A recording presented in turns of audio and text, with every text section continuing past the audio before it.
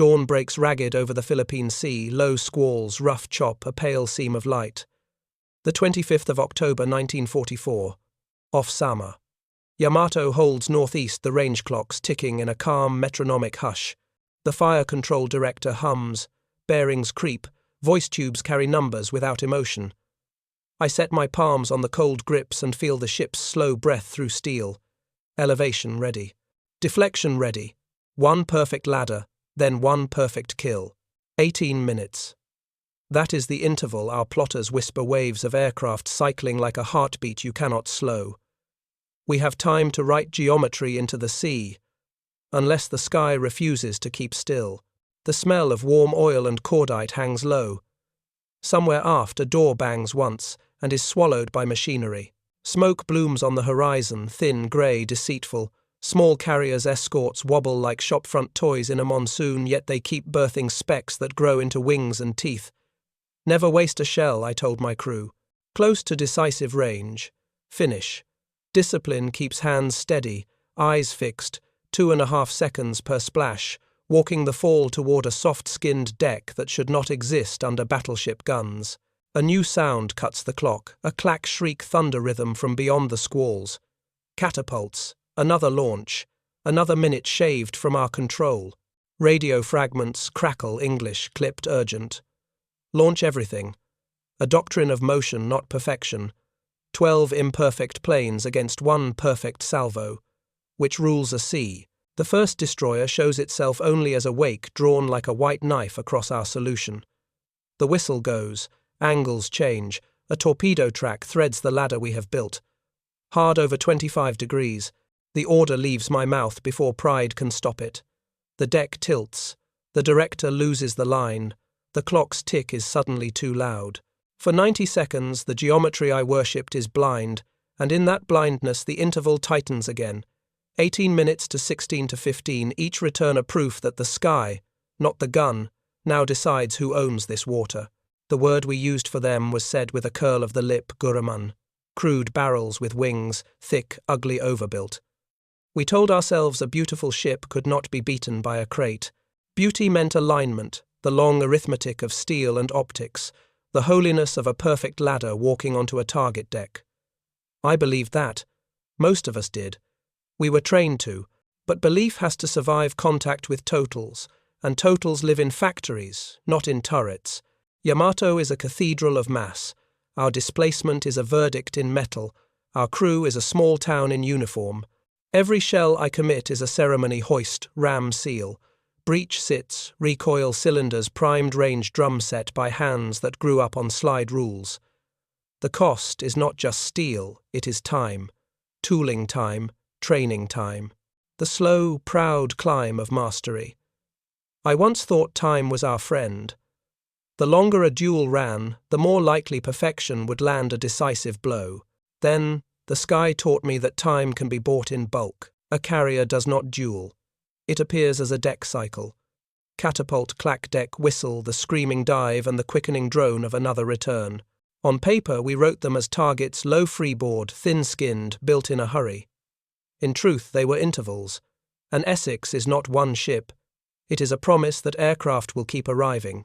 A jeep carrier is not a weakling. It is a spindle around which sorties wind without stopping. Their captains do not need to be perfect. They need to be punctual.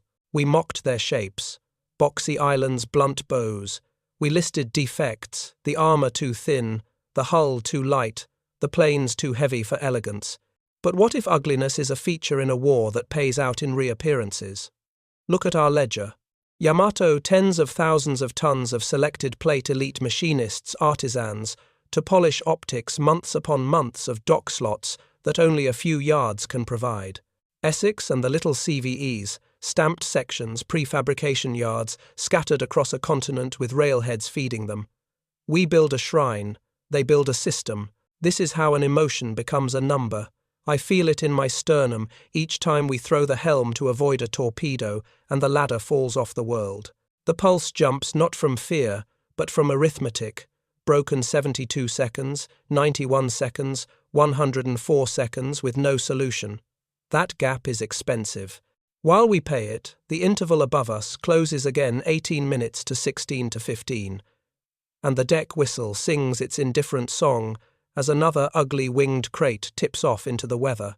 Availability is not brave, it is relentless. Their guns have learned the sky as a machine. The 5-inch dual-purpose pieces chant in paired rhythm radar breathing for the cruise. Fuses that listen for proximity make our evasions feel performative. Instead of hitting a plane, the shell learns a distance and explodes into it. We drive through a geometry of timed flowers, bright white and ignorant of our craft. We once believed the correct answer to air attack was more precision, more careful. Optical ranges, tighter salvos, perfect deflection. The correct answer turns out to be density. Not better gunners, not better planes, more planes. I can recite our doctrine like prayer, close the range, conserve ammunition, strike once decisively. Yet the board beside my elbow has a second column now. Solution, lost seconds. Each torpedo wake buys them a minute of life. Each evasive order forces our math into darkness. Each darkness invites the next wave to form. When I grip the cold handles and feel the director's minute tremor, I am touching the seam where two civilizations argue. At my back artisanship, the conviction that if a thing is perfect, it will rule. Beyond the squall's assembly lines that do not care if a thing is perfect, only whether it arrives on time. A destroyer slides again across our geometry. Smoke, sudden rudder, a white scratch on grey water, and there goes the ladder. Hands steady, we reset bearings, but the breath is shorter. Another Essex cycle breathes out a squadron. Another CVE launches 3, 4, 5 more. Our comms officer flinches under the layered jargon of their air and ship. Nets calls interleave like threads in a loom, and the fabric they weave is tempo. Not courage, not even cunning tempo purchased wholesale. Once during gunnery school, an instructor held up a polished brass case and told us it was a promise every shell the exact same burn, the exact same flight. He called that quality. In this sea, a mechanic on a warm, oil-stained deck signs a different promise. Another aircraft will be ready when needed. He calls that enough. Which promise wins? The one that turns minutes into weapons. We tried to shift the blame downward. If only our scout planes had seen farther. If only our helmsman had turned sooner. If only our salvos had been 2 mils tighter. It feels clean to accuse a tactic. It feels traitorous to accuse a nation's factory cadence. But I cannot ignore what my pulse tells me. It spikes not when bombs fall, but when we throw the ship and the solution goes dark, because I know the interval above us will fill the darkness faster than my crew can claw back a line of sight. The betrayal is not of country or courage. It is of the feeling that perfection protects. That if your hands are steady and your optics clear and your mathematics faithful, the world will reward you. The world has changed its reward schedule. It pays out to those who can replace faster than I can adjust. It privileges a crude airframe that can be remade by the dozen over a sacred gun that can be fired by the elite. So we keep working the dials because work is what we have, and the rituals matter even when gods fall silent. Bearings drift in, elevation holds. The next salvo strides out with the dignity of centuries. But behind every number I call is a second number I did not learn in school, their reappearance rate, and it is the only number that will be remembered when the sea is quiet again. The first ladder walks out like scripture. Range on deflection on a crisp cadence, left-center right white pillars rising in a measured gait toward the thin-skinned carrier that should not be here. The sea is rough. Squalls peel across the sight picture, but the fall of shot holds the line as if nailed to the horizon. Stand by. Fire. The deck shudders, steel bellows, recoil cylinders thump. A breath held by 1,000 men leaves the ship as a single exhale. Far ahead, the splashes stride in too short, one-over-textbook geometry, crawling toward an enemy that refuses to be dignified with the term opponent. Their straddle. The plume to port and the plume to starboard frame the escort carrier as if cupped between our hands. Even at this distance, I can feel the bridge lean forward. For half a heartbeat, the old faith surges one more correction, one more calm word, and a roofline tears open like paper. The fire control crew's hands move with the small grace that comes only from 1,000 hours of drill. The range tick eases a finger's width. The deflection drum clicks in a tiny perfect hop. Stand by. The sky refuses the moment. A dark stack pushes into the sight dive silhouettes and level torpedo planes layered like tiles on a roof. The carrier we almost own is suddenly a frame behind a swarm. The dive angles are imprecise, the formations ragged. None of it looks like a parade. It looks like a factory hour. Hellcats crossing high to scratch at our escorts. Avengers dragging grey torpedo wakes through our geometry. Each new engine, a fresh, vulgar interruption. The gunnery rhythm is forced to listen. Smoke bearing 210. A destroyer throws a wall across the sea. A coarse, greasy bloom that eats ladders and spits noise. Torpedo tracks starboard white wake. The whistle goes. The helm answers. The deck slews. And the fine silk thread we have been drawing across water is tugged into a knot. 90 seconds evaporate into a blind turn. The ladder, the holy ladder, hangs in emptiness. The first symptom is not fear. It is irritation. How dare this crude interference keep us from the next correction? Hands absorb the cost. Chief Petty Officer Kanda's right glove, slick with oil and salt, rides up as he palms the rammer lever. The knuckle splits against a burr in the metal. A dot of red blooms at the seam. He does not break cadence. He does not even look. He simply shakes once a small, angry flick to put the leather back on the bone and drives the next shell home with a click that is a half-beat late. No one speaks of it because the system cannot afford to feel it. We hear it anyway. Perfection can hide an injury only if nothing else demands attention. The next salvo goes with a hairline hitch. Not a full stumble, just a subtle scuff on marble. The fall of shot returns to the scope. The carrier is still there, but now a torpedo plane has laid a diagonal chalk mark across our future. I track the ship's silhouette and realize my eye is no longer landing for 2.5 seconds per splash. It wanders 124 back to 3, and those extra seconds are not harmless. They are the currency of someone else's plan. Shock returns as a sound first. The paired bark of 5-inch guns from the escorts stutters through rain not aimed at us, but at the clouds, the shells, learning distance with proximity fuses and blossoming to meet it. The air turns into a lattice of timed flowers.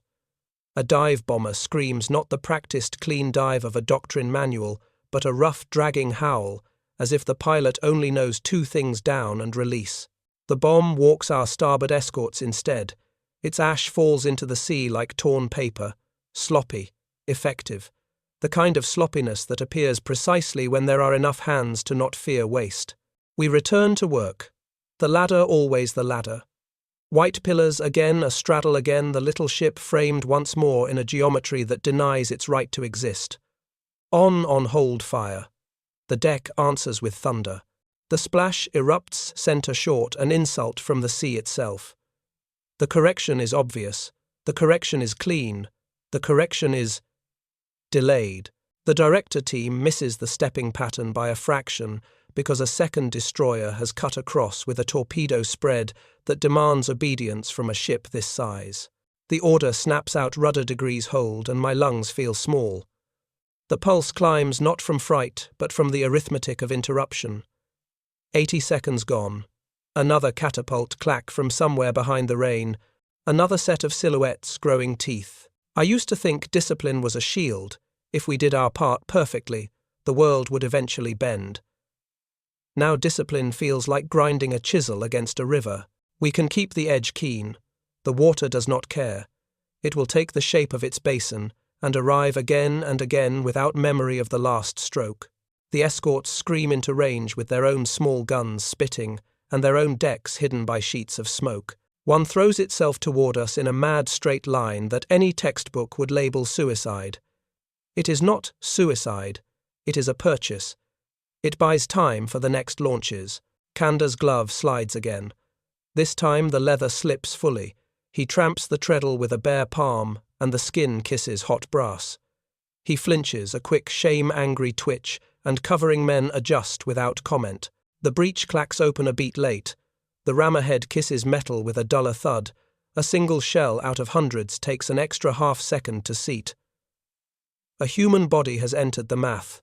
The director glass fogs at the edge, and Itomi rubs it in a tight, irritated circle that only smears the fringe. Fixations, which should be clean, begin to stretch and warp. The sight picture blooms and contracts as if breathing. I am aware that my eyes are searching rather than seeing a small betrayal, because search is for hunters and see is for surgeons.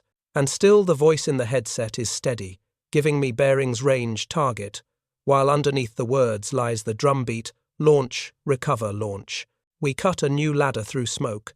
At the far end, for an instant, there is only water, and then the CVE buckles into view between curtains of rain deck flaking under stress, still launching. You can almost feel the deck plates groan as another aircraft is shoved into the air. The carriers do not present themselves as ships, but as factories, whose products happen to have wings. We throw steel at the plant throws minutes back. Another torpedo wake crosses our aim like a white lash.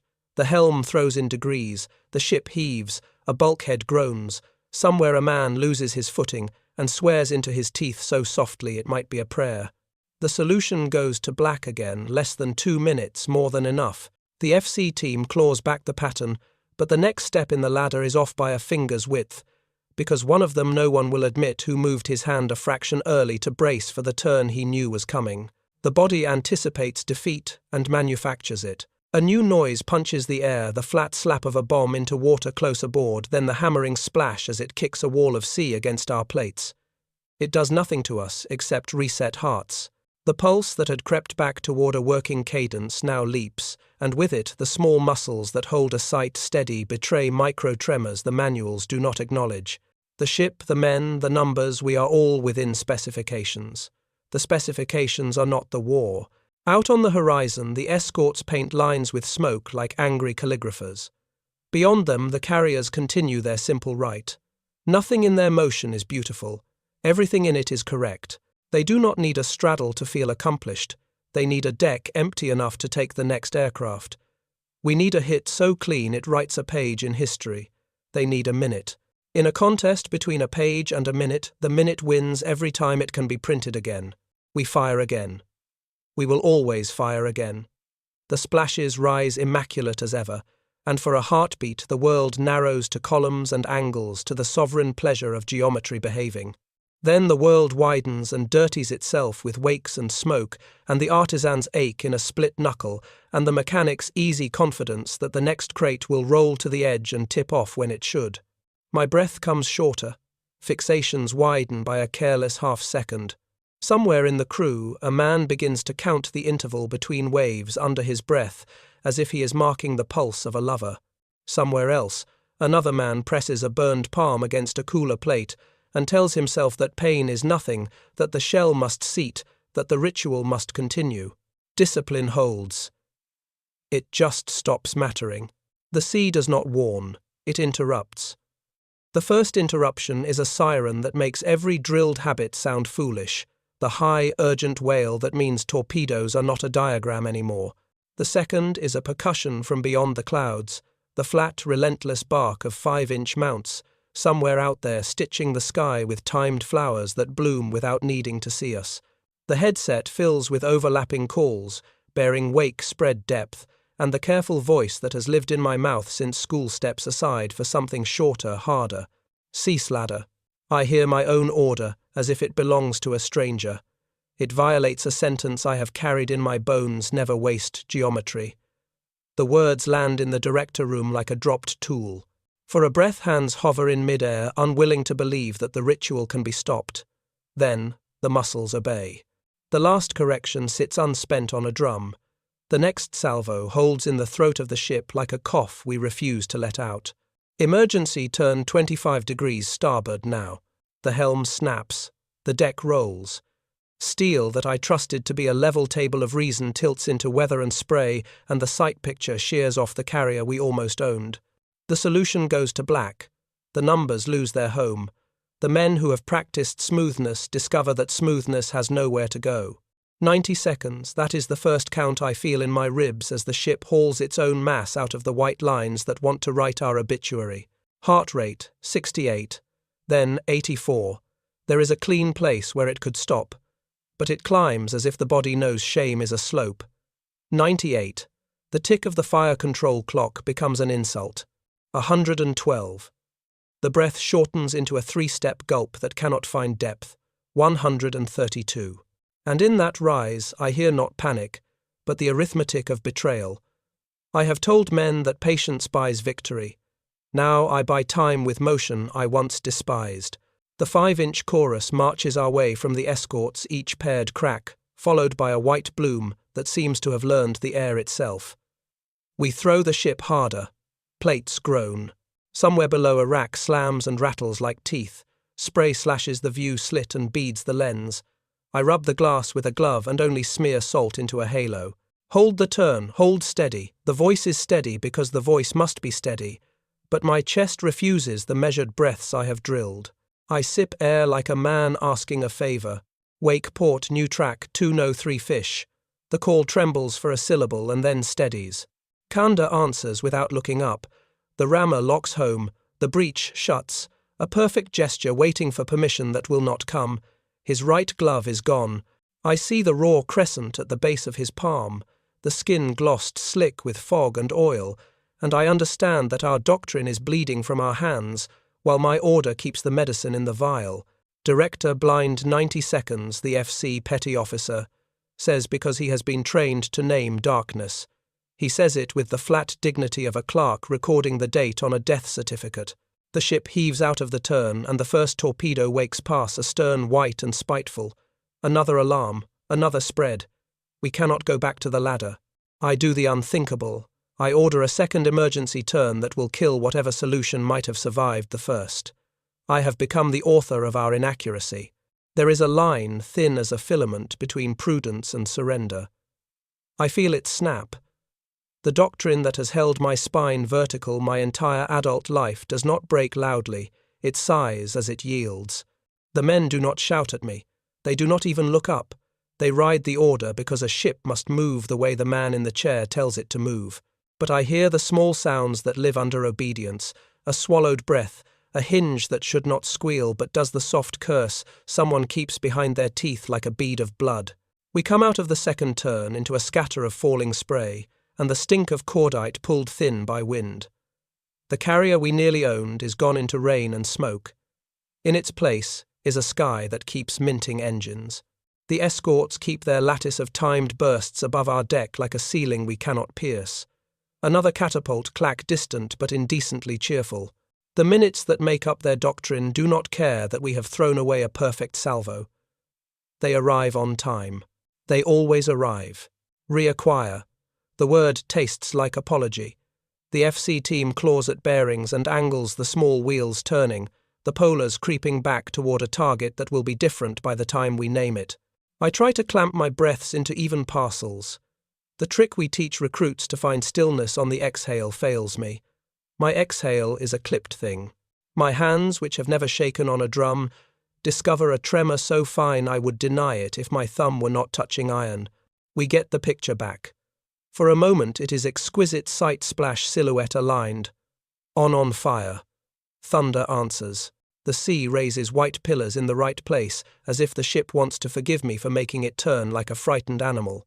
But the forgiveness evaporates when a destroyer slashes the frame again, close enough that I can feel its wake hit our plates as a judder. The helmsman does not wait for my word.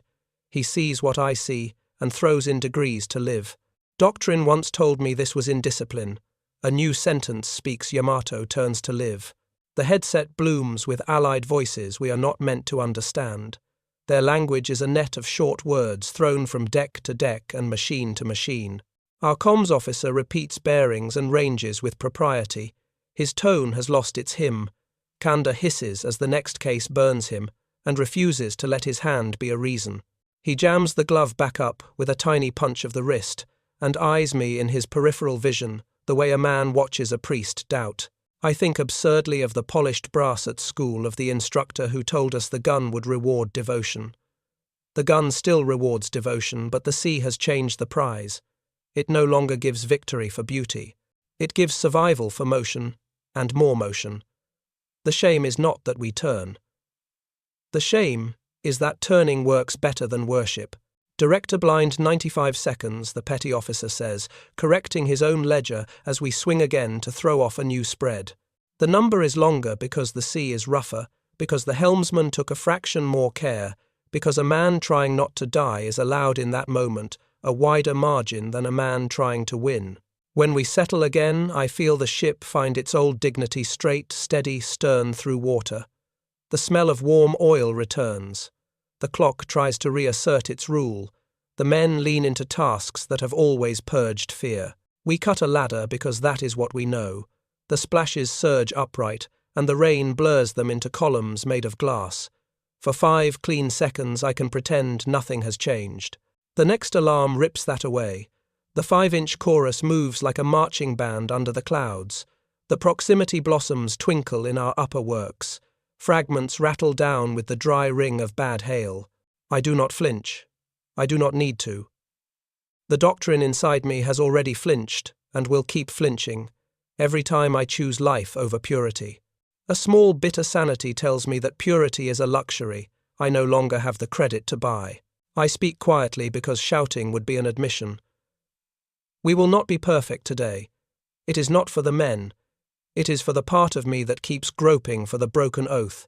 The headset carries my voice to people who will pretend not to have heard truth. They answer with the only reply that matters: work, bearings, elevation, ammunition, flooding reports, engine status. The litany of a ship that refuses tragedy's poetry. The turn marks us. I feel it as a bruise in the ship's gate, a fractional hesitation when we come back onto course that will not exist to anyone without a hand on steel. I have taught men to measure their worth by how little their bodies disturb the mechanism. Now my body is the disturbance. The shame is clean, almost clarifying. I find the man I am when doctrine is not looking. The carrier peeks through rain again, scarred, shameless, still launching. A fresh wake cuts across our solution, and the helm waits for my word for half a second out of habit, out of deference to the man who believed in straight lines. I do not make him wait longer, hard over live. The word does not taste like surrender this time. It tastes like inventory of shells, of minutes, of what remains of belief. The clock ticks on. The heart finds a lower shelf, but never the old quiet. The breath lengthens a little and stops where it must. The men keep their hands where the work puts them. The doctrine keeps a seat in the room, indignant and pale. And the ship, proud beyond language, writes a new sentence with her rudder, that I cannot unwrite. We will do what keeps us here, even if it makes our gods irrelevant. Rain slackens to a mist that softens edges without granting mercy. The ship steadies into a long, quiet pass. No alarms, no barked bearings. Only the low machinery hum, the wet thud of boots somewhere below, and the faint clink of a tool being put away by a man who knows it will be needed again in minutes. The optics breathe back into clarity. Glass wiped and re-wiped frames a battered escort carrier that refuses to understand what has been done to it. The deck is scarred, patched with quick paint and heat haze seams sprung under the stress of too many cycles. A tractor lurches stubborn and ordinary. A figure guides a plane forward with 2 paddles, shoulders hunched against spray. The bow lifts, falls. Catapult. A blur leaves the edge and becomes a dwindling speck with teeth.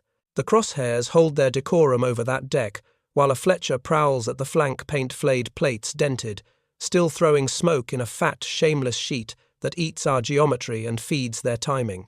Its 5-inch mounts work with a blue-collar rhythm, indifferent to elegance, as if the ship knows its purpose is not to be admired, but to buy minutes one percussion at a time. A shell bursts high, and the proximity blossom winks in the murk like a practical joke the sky has learned to tell about us. Hands fall into the smaller motions that remain when pride is exhausted. A brass case lies near the director's rail heat, fading through metal into air. Fingers close around it, on reflex weight known balance, remembered the hand finding a center it can control. Warmth lives in the shell for a breath longer than the doctrine that fired it, as if the case refuses to surrender the idea that correctness must be rewarded. The palm feels a thin burn line, and keeps it. Sea power now flies. The words arrive dry and exact, like a correction to a firing table. Not a confession about self, a revision about method. A man could survive such a sentence. A doctrine cannot. Around the room, the reply is the rustle of ledgers that no one is allowed to call ledgers. Ammunition marks armor-piercing, expended high-cap remaining charges stacked to the ribs, fuses accounted. Another hand writes fuel state against distance to the gate, minutes against tides, Endurance against a sky that skips the question of endurance by sending replacements. The numbers do not accuse, they total. The total says what pride refuses. To say aloud the creed that treats scarcity as virtue has wandered into a market. A string of aircraft crosses the carrier's deck like beads on a wire. Not a parade, a schedule. The next engine coughs, the next wing shudders, the next pilot raises a hand. The tractor stutters, jolts, finds traction. A signalman wags a pad. The deck edge spits spray and a new prop disc spins itself into resolve. A system does not need courage every minute. It needs compliance at the right minute. The minutes arrive. The tally continues as if the act of adding can reassert control. Salvos fired. Ladders completed. Ladders broken. Solution blackout durations, 90 seconds, 95, 104. A note in the margin that reads, sea state worsened, and says everything and nothing. Torpedo spreads sighted. Torpedoes avoided. Rudder angles thrown. Bearings reacquired. On another page, an imagined counter-ledger tries to sharpen itself into existence. Sorties launched against us per hour. Deck whistle counts. Catapult cycles. The rate at which a wounded factory keeps producing product. The pencil hesitates. No one trained us to track an enemy by the sound of its schedule. The Fletcher rolls its shoulder and turns hard, laying a new wall that pulls our breath into impatience. A petty officer murmurs a range correction, as if tenderness can make accuracy matter again. The next salvo waits behind an order that will not be given until the sea writes permission. The men do not fidget. They have learned that stillness is a kindness they can give the ship when everything else is motion. A whisper runs the talkers, low, strict, doctrinal. Conserve main battery. Secondary prepare local for air. Not a lament. An admission wrapped in procedure. The brass case cools to a tolerable heat. The burn line on the palm becomes a fact like any other. In school, the instructor would have called this a moment for resolve. Here it becomes a moment for arithmetic. Shells remaining counted and underlined. Salvos available at current range fewer than the number of launches the optics can see before the next weather squall. Time to darkness measured not by sun but by the pulse of engines that do not care about dusk. The ledger grows a second spine. What the enemy will do again before we can do once. It is not poetry. It is a cost sheet. Sea power now flies. The sentence repeats itself in the headsets without being spoken. It shows up as restraint in a gunnery officer's hand. It arrives as a glance toward the sky before an order that would once have looked only to the horizon. It colours the way a helmsman anticipates a turn, allowing a margin that keeps the ship alive at the price of the next perfect straddle. It lives in the choice to break a ladder early, because a white wake says this minute belongs to survival, and the next minute to the enemy, and the minute after, if earned, returns to us only on loan. The battered carrier winks out behind rain again, then peeks back, then offers another blur to the wind. The destroyer's smoke unrolls like a receipt for time purchased on credit. A fragment patters from above, small and meaningless. But the way it rings on steel is a reminder that physics favours volume when precision cannot maintain custody of the moment. The breath inside the director room is safer, now slower, but it exits through a gate that says acceptance rather than victory. One more line in the ledger, morale converted into procedure. Faith converted into timing, pride converted into silence. The case on the rail is only metal again. The palm closes once more around absence, and finds that even absence has a temperature. The order that finally leaves the mouth is plain and bloodless and true. Maintain economy. Prioritize survival. Track the deck. No one answers with feeling. They answer with bearings, with angles, with counts. The war will remember neither a beautiful salvo nor a clever correction if the schedule overhead continues to be met. The final tally, when someone writes it far from this reign, will not say we lacked skill. It will say we brought a creed to a marketplace and paid with emotion for every minute we could not buy. The chart I kept in my head has been redrawn. Not range rings and caliber tables, not a ladder stepping neat across water, but a timeline with teeth, intervals marked by catapult clacks, windows carved open by destroyers that spend themselves to buy a minute, then another. A battleship measures worth by perfection, arriving once. A carrier doctrine measures power by returns per hour. I wanted the first world to be enough. The second world is the one that rules. I can state it without flinching now. The balance of this war is sortie availability per hour of frontline demand. When the sky can meet the request rate faster than a gun can re-establish a solution, geometry becomes biography, how we used to fight. Essex decks and the little CVEs did not outthink our optics. They outpaced them. Their cycles launch, recover, rearm, made time a weapon. Our answer, close the range, conserve ammunition strike, once decisively asked time to be patient. Time chose the side that paid it in bulk. The escorts taught the lesson at human height. Fletchers did not defend by elegance. They defended by opening and reopening breathing space. Smoke torpedo rushes, radar-led 5-inch barrages, with fuses that learned distance for the men. Each push forced a helm throw. Each throw bought solution blackout seconds. While we were blind, the schedule advanced. The factory above the sea kept its promise. Another airframe would appear on time. We kept ours. A perfect salvo would be ready when the world let us use it. The world stopped letting us use it often enough. I walk the numbers the way a priest once walked aisles. Aircraft per hour from an Essex group, reinforced by jeeps, versus our main battery salvos per hour, once helm maneuvers, sea state, and fire discipline are honest.